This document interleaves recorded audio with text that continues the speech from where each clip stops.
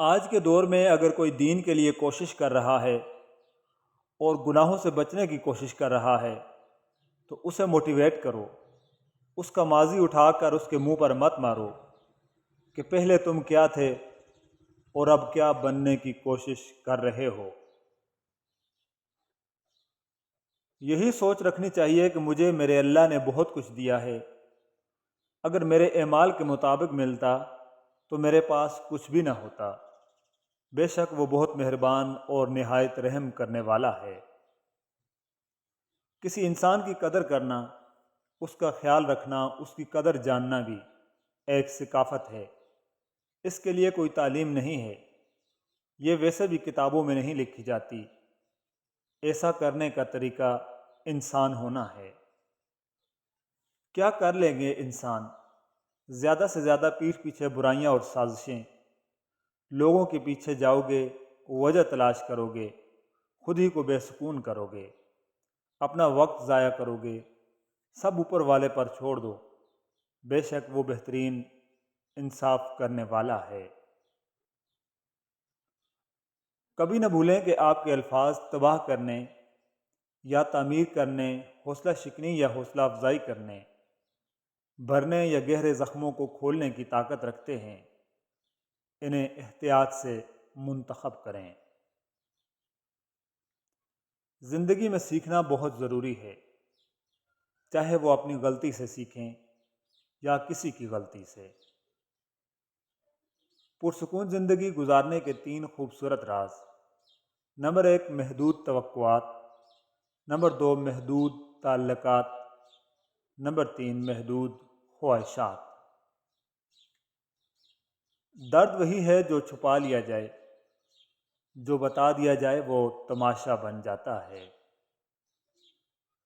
لفظوں کا استعمال حفاظت سے کرنا چاہیے، یہ ہماری پرورش کا بہترین ثبوت ہوتے ہیں۔ بانو قدسی آپا کہتی ہیں، صرف غلط ہونے پر وضاحتیں نہیں دی جاتی، کئی بار ہم وضاحتیں اس لیے دیتے ہیں کہ سامنے والا ہمیں عزیز ہوتا ہے۔ بوجھ صرف غلطیوں کا نہیں ہوتا، چاہتوں کا بھی ہوتا ہے۔ زندگی کے جس مقام پر ہو اسے تسلیم کر لو، اور یہ بھی تسلیم کر لو کہ یہاں تم ہمیشہ نہیں رہو گے۔ سانس لینے سے سانس ٹوٹنے تک کے سفر میں یقین کریں اگر کسی کا نقصان ہوتا ہے تو وہ آپ کی اپنی ذات ہے۔ باقی لوگوں کی باتیں، وعدے، قسمیں، وفائیں، جذبات سب فقط وقتی دلاسے ہوتے ہیں۔ جون ایلیا صاحب لکھتے ہیں، شرم، دہشت، جھجک، پریشانی، ناز سے کام کیوں نہیں لیتی؟ آپ، وہ، جی، مگر یہ سب کیا ہے؟ تم میرا نام کیوں نہیں لیتی؟ محبت میں مبتلا شخص کو اگر جنگ میں بھیج دیا جائے تو وہ دشمن کو مارنے کے بجائے اسے پھول پیش کرے گا۔ غیبت کرنے والا انسان دوسروں کو نہیں، دراصل خود کو بدنام کر رہا ہوتا ہے۔ اگر آپ کا اخلاق صرف آپ کے پسندیدہ لوگوں کے ساتھ اچھا ہے تو آپ صرف موقع پرست ہیں، خوش اخلاق نہیں۔ خود کو سمجھنے کے باوجود بھی جو لوگ اپنی اصلاح نہیں کرتے، یقیناً وہ نقصان اٹھاتے ہیں۔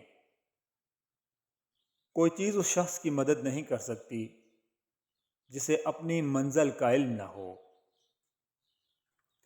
جو لوگ کہتے ہیں کہ آج کل نیکی کا زمانہ نہیں رہا، دراصل وہ لوگ انسان سے نیکی کا بدلہ چاہتے ہیں، اور جو لوگ صرف اللہ رب العزت کی رضا کے لیے نیکی کرتے ہیں ان کے لیے ہر زمانہ نیکی کا زمانہ ہے۔ ہمارے لوگوں کا یہ ایک بہت بڑا مسئلہ ہے کہ ہم یہ نہیں دیکھتے کہ اگلا کیا کہہ رہا ہے، بلکہ ہم یہ دیکھتے ہیں کہ کہہ کون رہا ہے۔ تعریفیں تھوڑی کم کیجیے اور برے لوگوں کو یہ احساس ہونے دیں کہ وہ برے ہیں۔ منافقت کی کوئی ضرورت نہیں۔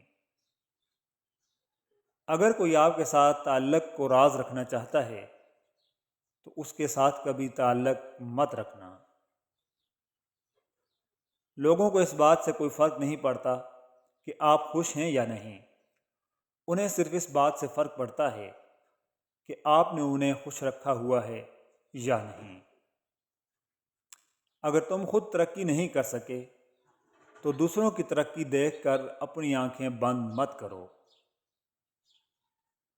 اگر آپ بہت زیادہ علم اکٹھا کرنا چاہتے ہو تو ایسے کام کرو کہ جیسے آپ جاہل ہیں۔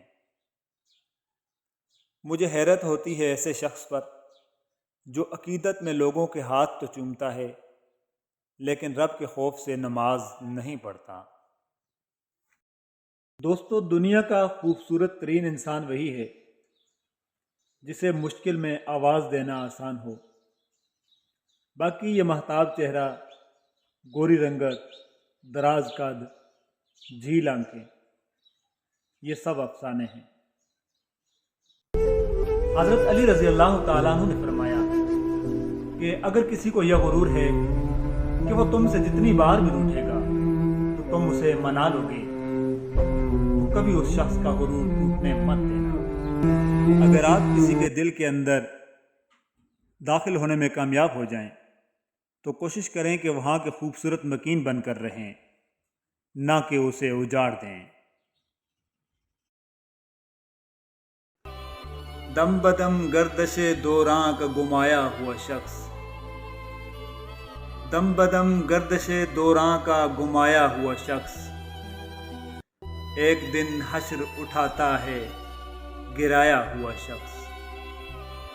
میں تو خود پر بھی کفایت سے اسے خرچ کروں، میں تو خود پر بھی کفایت سے اسے خرچ کروں، وہ ہے مہنگائی میں بڑی مشکل سے کمایا ہوا شخص۔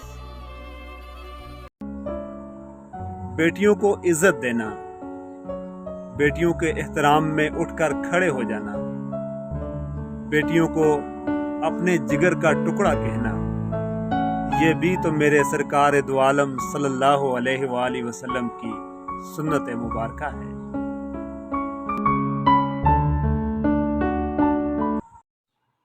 کیا خوب فرمایا ہے طاہر القادری صاحب نے کہ اللہ کا حکم ترک کر کے کسی فلاں نے آپ کے کام نہیں آنا۔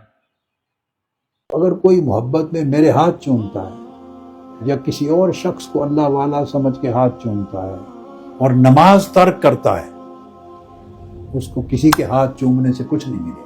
ایک دکھلاوا ہے ہاتھ چومنا اور عقیدت رکھنا اور جان قربان کرنے کا نعرہ لگانا، یہ سب بیکار باتیں ہیں۔ اللہ کے ہاں بیکار باتوں کی کوئی قدر و قیمت نہیں ہے، یہ دھوکہ بازی ہے۔ دنیا میں چلتی ہے، آخرت میں نہیں چلے گی، قبر میں ہی نہیں چلے گی۔ آنکھ بند ہونے کی دیر ہے، کوئی دھوکہ بازی نہیں چلے گی۔ اور پھر وہاں کہیں گے ہم تو فلاں کے عقیدت مند تھے اور فلاں کے مرید تھے اور فلاں کی قدم بوسی کرتے تھے اور فلاں سے منسوب تھے، وہ فلاں کسی نے کام نہیں آنا۔ اللہ کے حکم کو ترک کر کے کسی فلاں نے کام نہیں آنا۔